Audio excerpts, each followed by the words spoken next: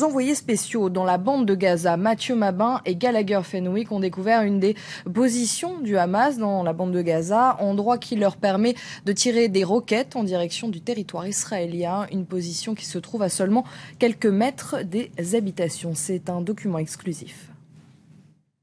Voici l'une des très nombreuses positions depuis lesquelles la branche armée du Hamas lance des roquettes sur Israël. De simples tubes, très souvent de la tuyauterie, de la simple tuyauterie.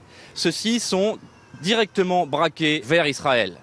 Autour de nous, des immeubles d'habitation desquels nous pouvons entendre des cris d'enfants, des voix d'enfants. Derrière nous, à peine une centaine de mètres, ostensiblement flotte un drapeau des Nations Unies. Nous sommes là au cœur de la polémique qui oppose l'État d'Israël à certains membres de la communauté internationale, lequel État d'Israël est accusé de frapper des sites protégés par les conventions internationales. On comprend beaucoup mieux la difficulté qui est celle de l'armée de l'air israélienne, des drones israéliens, de distinguer les sites de lancement de missiles des sites protégés. Des positions comme celle-ci, il en existe très probablement des centaines dans la bande de Gaza. Mais ce qui pose un réel problème, et le problème qui a été au cœur de cette crise ces dernières semaines, c'est qu'immédiatement après le lancement d'une roquette, l'armée israélienne riposte, soit par des frappes aériennes, soit par des tirs de drones.